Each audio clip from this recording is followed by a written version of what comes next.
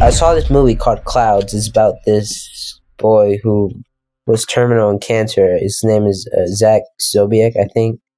And he didn't have much time to live, but he made a song that went viral called Clouds, the song. And there's a quote that he says that I like. It says, "You don't have to find out you're dying to start living." I think that this question makes me think that even if I wasn't going to die in 30 days, I could still try to enjoy as much as I can, because something may happen to me tomorrow, right? As an example, and I may regret not living the life as much.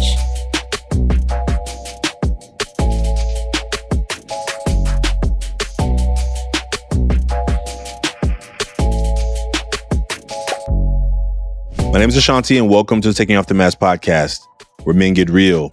Men of all ages and backgrounds come together to talk about these masks we wear. The front of the mask, as we describe it, are the things that we gladly let the world see. The things behind the mask are the things that we don't usually talk much about. Maybe think about yourself. What mask have you been wearing? What are the things you're talking a lot about? You're glad to let people see about things that are happening in your life. And what are those things that are behind the mask, things you don't talk much about? Today, sharing their mask. Today is our face-to-face episode with Wenceslao, and his guest is Bilal. These are both sophomores in high school. They're both 10th graders. I mean, think about yourself in 10th grade, where you talking to people about emotions and feelings and what you're thinking about and what's going on with your mask. I hope you were, but if you weren't, I hope you were inspired by this conversation.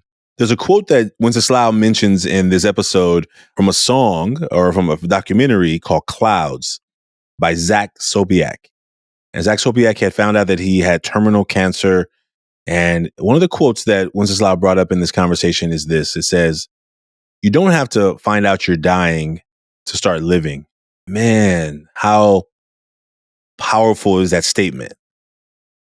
I don't know about you. Maybe you're fully living today. Maybe when you wake up in the morning, you got a mission, you got a vision, you got a purpose, and you're every day giving the best you can. And when you lay your head down at night, you feel, yes, I gave all I had. I gave all I could to make something in the world better for myself, for my family, for my legacy, or for others, whatever your personal goals are. But are you fully living? Man.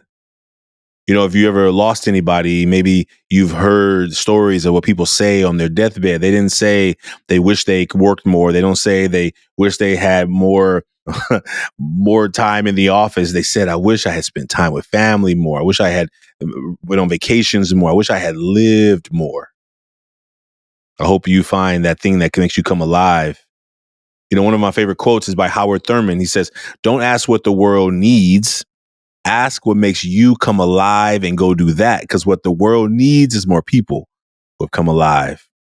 I hope you listen to these two sophomores, 15 years old, talking about masks. I hope that you don't wait till it's too late to find somebody in your life that you want to check in on how they're doing. Don't wait to tell people in your life that you care about them, because if you don't already know, tomorrow's not promised. And so I hope you enjoyed this conversation with these two young men, having a meaningful conversation about masks in this face-to-face episode with Wenceslao and Bilal.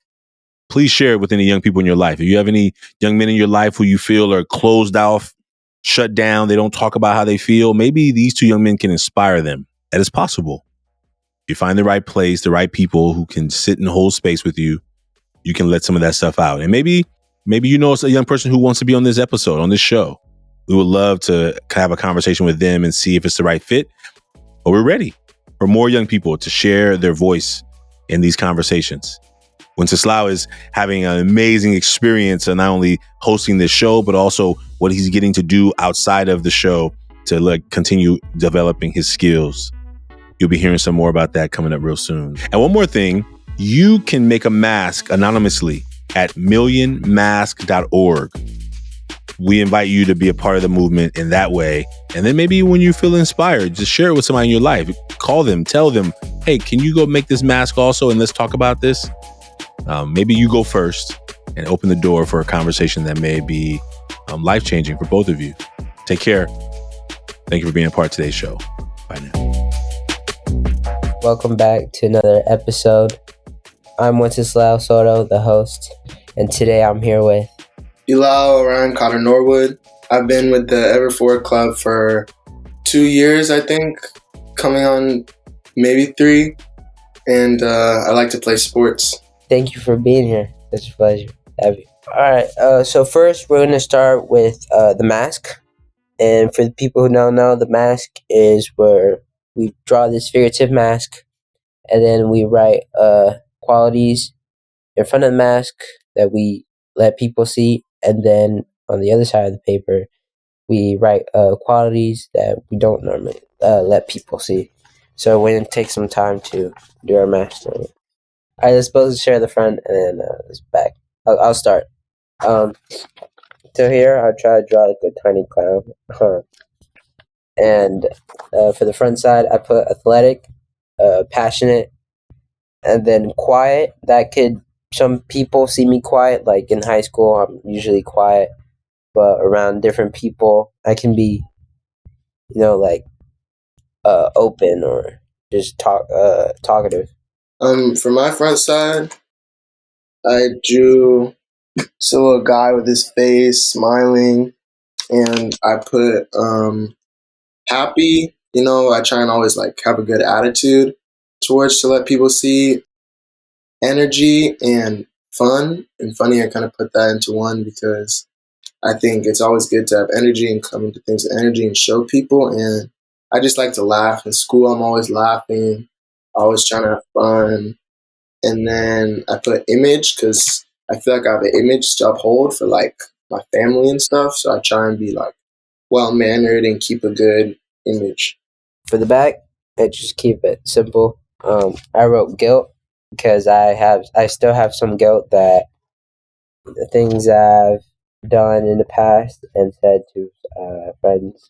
And then shy, I put because I get shy around new people or like different places, and that put scarred as well. That can relate also to guilt because when I make a mistake, right, then I have to do something that relates to like that mistake I did.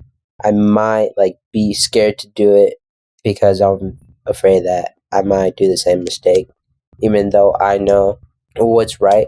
For my backside, I just kept it simple, drew the other half, guy, kind of a sad face, and I put anger because sometimes I get angry, with school, with sports, whatever I'm doing. I put tired because I do get tired of the day, of how things are going sometimes, and it's just hard to always keep energy and always keep that going as much as I try. I put sad because no one likes to see other people sad, but sometimes, people get sad and I try and keep that inside as much as I know I should let other people see it, but I still don't. I also put guilt because sometimes we all say and do things we don't mean, and sometimes I look back on it and I say I really shouldn't have done that, and it's hard to not feel guilty. And sometimes it's a good thing to feel guilty so you know when you've done something wrong. And I put hard work because I think it's good to have people see how hard you work. But me as a person, I work in silence a lot. I just try and work, outside of practice or outside of something like that, doing different things. And I usually don't let people see how hard I work at different things sometimes. So now we're going to move on to the card game. For the people who don't know, is usually play this game where you try to save different people in different destinations by answering some questions and getting points to save them. But we're just going to do the questions. We're going to do a few. So you want to start or you want me to start? You can start. This says, what stands between you and what you want? For me, would be the judgment of other people, like what they would think or say. For some reason, that what other people think about me, whether it's good or bad, I usually let that take over me, I guess, or control me. And I feel like that's something I need to work on, is by not caring about what people think about me, whether it's good or bad. And I think if I'm trying to do something, I may not do it in fear of what people would think about it. So I got 6 cards in front of me facing down. Just pick a number between 1 and 6. 4. That says, share a project that you've recently ended. That have recently ended? Yeah. I'd say I like to do a lot of hands-on things. So I was working on my bike in my backyard a lot and adding a bunch of different things to it. And I recently ended it, and I'm trying to sell the bike just because I don't have as much time, and it's hard to keep putting effort into that, especially when like school year is starting and after school stuff, especially. So I guess that's one of the projects that I recently ended. This says, describe a time when you felt like you're in a difficult situation with a friend. I would say, I guess one that is, the most impactful for me is when, so it started in high school last year. I guess me and my best friend were in the same middle school. And then I went with all my best friends in middle school. And then they all went to the same high schools. I was the only one who went to a different high school than them. I was like alone, I guess you could say. And my best friend went to a high school that I got accepted in, but I rejected it. I didn't like it. And these 2 high schools were across from each other, across the city. So I guess even though we talked to each other, we didn't feel like the same energy as being in person and being in the same school. And I think it was like it was difficult to maintain a good friendship or a strong friendship, even though we were long distance. I'm pretty sure many people can do it, but I think me and him were in like in different situations and different places, and it was difficult for us to maintain a friendship. I can already tell. Pick a number. It could be the same one. I'll pick 2. This says, if you knew you would die in 30 days, what would you do with those 30 days? I think I would take the first 30 days and try and go somewhere I've always wanted to go. I'd probably go back to Trinidad because that's where my mom is from. It's in the Caribbean, so it's out of the country, Trinidad and Tobago. And I would go there just because like that's my homeland. That's where a lot of my ancestors are from. And it's also really tropical and fun and stuff. And I would hang out there for the first 10 days just so I can get in touch with like my ancestors and stuff and just also have a good time. The food there is really good. And then I'd also, from the 10th to the 20th day, I would spend time, I would get all my best friends and I would just spend time with them and hang out with them and probably go play soccer, play a bunch of sports and just have a lot of fun. That's honestly like a dream come true. That would be awesome. And for the last 10 days, I'll probably spend time with my family, just saying like goodbyes and all this stuff, telling people stuff that I never told them before or that I've always wanted to tell them, and just having a good time, I guess. I'll probably get all my aunties to make like the type of food we make on Thanksgiving, like oven baked mac and cheese and stuff like that, and like stuff myself. So I don't know, something like that. Yeah, there's something about this question as well. So I saw this movie called Clouds. It's about this boy who was terminal in cancer. His name is Zach Zobiek, I think. And he didn't have much time to live, but he made a song that went viral.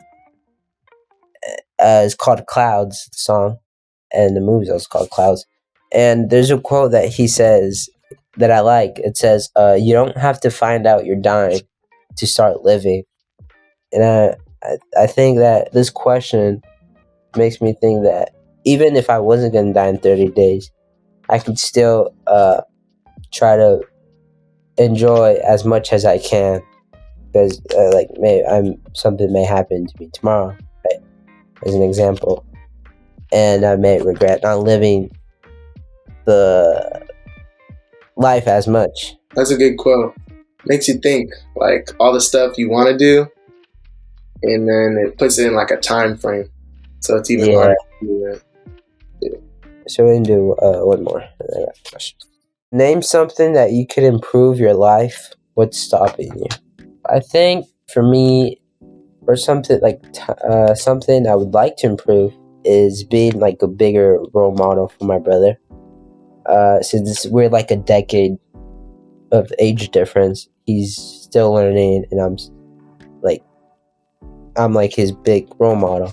And I think that I should, give him advice about getting best, like the things he should do in school, like the good stuff, and the things he shouldn't. And I recently told him to enjoy his school as much as he can, because I didn't enjoy the school as much as I did. And it was really good, fun school, and I regret enjoying all those days.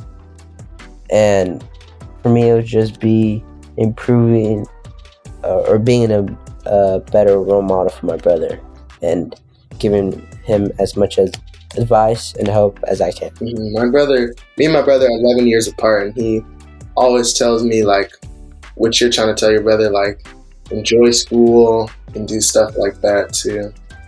So I think you're on the right track. Yeah. I put that number 6. 6. Name a relationship that recently ended. Relationship that recently ended. I don't know how this counts, I guess, but my grandma recently passed away like 2 weeks ago, and I guess that counts because she's no longer physically with me, even though she may be looking down at me from heaven and whatnot. But that was hard for me because she's like, I lived with my grandma for a lot of my life. She was literally in the room down the hall from me, and she was just great grandma. I describe her as like a fairy tale grandma. Like, she'd always give me what I wanted right when I wanted it. Like, if I asked her for something, she'd order it off Amazon and it would be there the next day. And that was hard for me that she's no longer with me, especially like how supportive she was with like sports. She came to all my games and everything, school events. So that was kind of hard for me. Thank you for sharing. So now I got some questions for you, and I got some quotes from this book, which I would explain in a bit. So my first question is, can you tell us about your decision to join the Ever4 Club, and what motivated you to get involved? So my decision about it was my mom. She first brought it up to me because I'm not sure how she got involved with it, but she told me. And at first I was a little like sketchy. I don't know if I wanted to spend some of my weekends doing this, but I went to the first one, and Ashanti Branch was just so supportive and helped me out a lot with everything. And I told him some things, and he just gave me a lot of support, and he really like motivated me.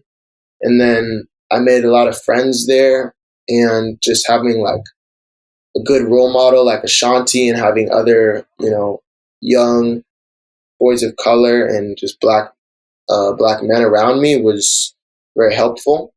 So I'd say that was probably the main reason why I joined and stuck with it. So are you going into high school? You're in high school? Yeah, I'm in high school. I'm in 10th grade this year. You probably might not, if you can remember, how did the Ever4 Club influence your transition into going to high school? If you can remember your freshman year. They helped my transition mainly probably with motivation. I remember Ashanti he asked me what high school I was going to. I told him, and he just told me to like do my best and do the best that I could in high school. And she told me high school is a hard place. You have to get through it. You have to work hard and stuff. But I'd say the Ever4 Club helped motivate me to get through 9th grade and to do good and try in high school. And I think they helped a lot. because in ninth grade year, I think I did pretty good, just grade wise and socially and stuff. I think I had a pretty good ninth grade year. And how do you think the Ever Forward Club has contributed to your sense of community and belonging? I think they've contributed a lot, mainly because one of the main things I feel like the Ever Forward Club promotes is like kind of opening up to your brothers and the people in your group, and just trying to like tell them how you feel sometimes. And the whole thing of the club is to help give you like a space and like a community space with people your age and role models. So I think they've helped me a lot to understand the importance of just speaking out and telling people how you feel and being a part of something and having commitment and things along the lines of that. So I think they've helped me a lot personally. I just thought of this right now. Like, we do many activities in the club with each other or with people who we try to get interested in. What do you, or which activity, like, was more impactful to you? Either you did it or you saw somebody else did it. Probably the Million Mass Movement. That one. That one counts, right? Yeah.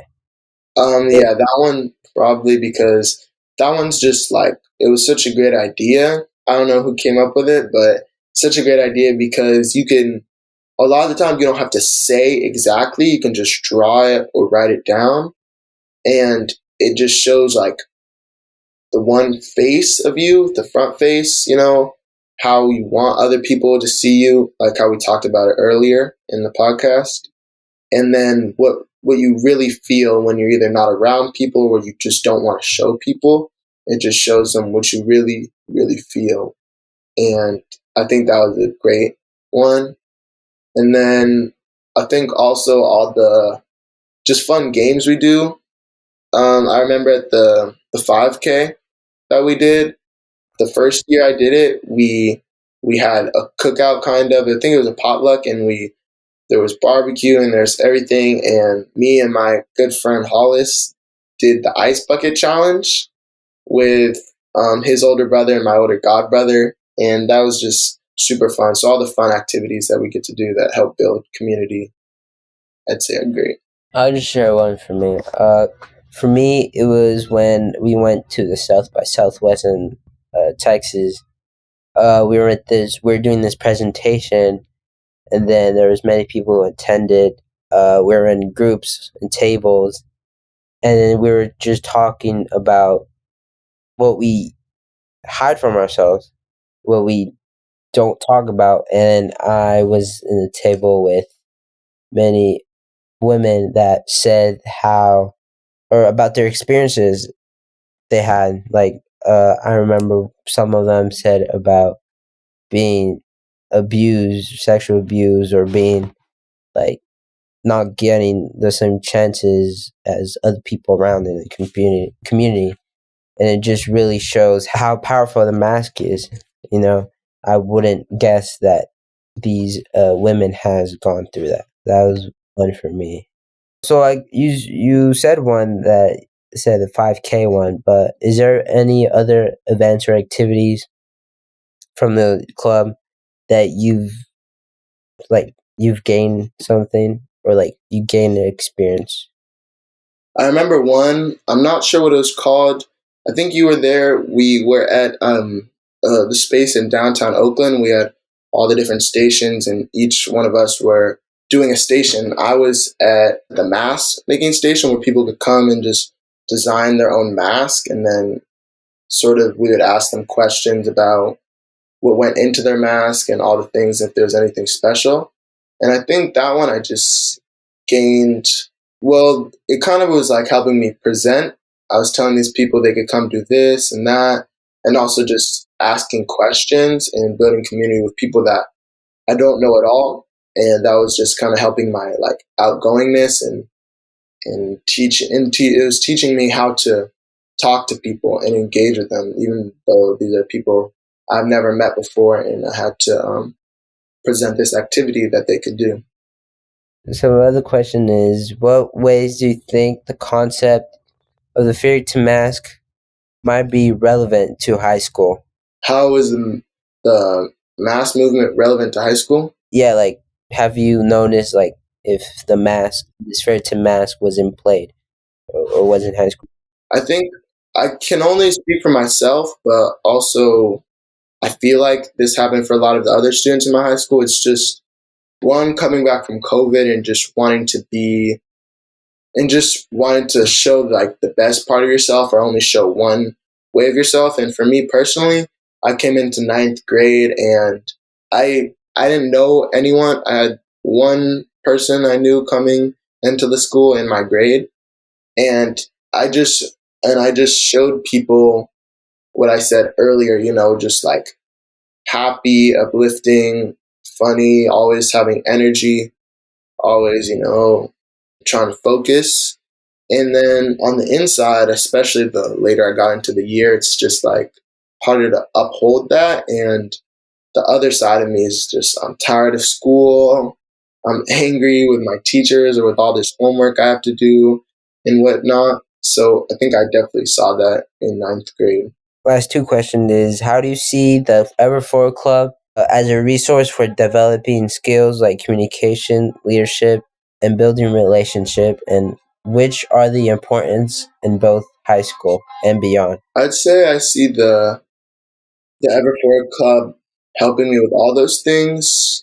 Leadership, I'll say, because I know the older people in the group lead activities I've seen from the two recent graduates that we had, Mohandas Dewewa and Xavier Jensen. And they just, Everford is always teaching you how to be a leader. And especially with the older people, we went into a circle at our most recent activity, and we got to ask these elder people that are graduating the Everforward program different things about their life and how they got through high school, all their extra stuff they had to do, and just any questions we wanted to ask them. And I think me as I'm closer towards the end of my time at Everforward, that I could see myself doing a lot of those things, and that would really help with my leadership skills as well as building community, because I have all these kids, all these young men around me, my age and older and younger, that I have to be in community with and have to learn about them and talk with them. And I think that will help me in my community skills a lot and leadership. So I'll save my last question towards near the end. So I got this book called The Prophet, which is about this prophet who gets asked topics to talk about by people. And then this one says about work. And so I'm pretty sure many people may have like difficult mental health, right? They might be stressed, there might be too much anxiety at our age, right? And then you said you do work. Based on my experiences for myself, I find work to relieve my mental health, relieve my stress. Like, I might be working, right? But I think that school can be also more challenging than actual work. It's more mentally than probably physically. So I got this part of the poem. He talks about work. It says, "You have been told also that life is darkness in your wariness. You echo what was said by the wary. And I say that life is indeed darkness, save when there is urge. All urge is blind, save when there is knowledge. And all knowledge is vain, save when there is work. And work is empty, save when there is love. And when you work with love, you bind yourself to yourself, to one another, and to God. And what is work with love?" So this is a bit off topic of the figurative mask, but I'm just saying how people, or for me, I may not show that I may be stressed, I have anxiety, I have trouble focusing, right? Like right now. And I find that work helps me relieve this. And what this book for me is saying is that you work with love and no darkness. So I don't know if you find that also like that also connects to you, but it's just like something I want to mention. I think that connects to me actually a lot. Like sometimes I'll be in school, and in school I do have trouble focusing. I always say I have like a certain amount of attention I can give in a day to school, and I like to pick and choose my moments. I like to pick like the best moments to focus up and the moments to slack off a little bit, just because I have a hard time focusing. But I think when I work, like in my terms of work, it might be a little different because let's say I go to soccer practice and I'm working hard, I'm running, I'm doing all sorts of things. It's easier for me to focus, and I find it stress relieving compared to school, which most of the time, 9 out of 10, is adding stress onto me and making it harder. Or even I worked at a summer camp this summer. I also found that easier than going to school, even though same amount of hours I'm doing and same amount of attention. I just found it a little easier and more stress relieving than school. Yeah, I find that school, like let's say sports in general and school, you get taught in both, right? You get taught like let's say soccer how to kick the ball, how to control the ball, and then school you get taught how to do specific math, how to do equations, or how to structure an essay. Let's say, but I feel that in school, it's from you only have to do it one way, right? Compared to soccer, you get taught how to like control the ball, but you might have your own rhythm and your own way to make it easier for you. And it feels that sports or work can be a bit more free. You have more options to do it, you know, compared to school. I agree with that a lot. So my last question is, looking ahead, how do you envision your participation in the Everforward Club contributing to your personal growth and overall high school experience? I think it contributes to my personal growth by teaching me a lot of different skills that I need to learn, being community leadership. And then more than that, I think I'll always have people I can fall back on if I need support, if I need to talk to anyone, whether it's, people also in the program like you or people like that, or if it's my teachers, Ashanti, for example, Ashanti Branch. I'll always have people that can help me, and that will help my growth a lot when I have those people around me that I can count on, especially. Do you got any questions for me, or do you want to say something, point out something? No, I think I'm good. Thank you. Thank you for being here. I had so much fun. Thank I'll you. take things you said into my high school years. I appreciate it. Thank you, everybody, for being here today, tuning in, and I just hope seeing you guys next time, and I hope seeing you in the future. You too.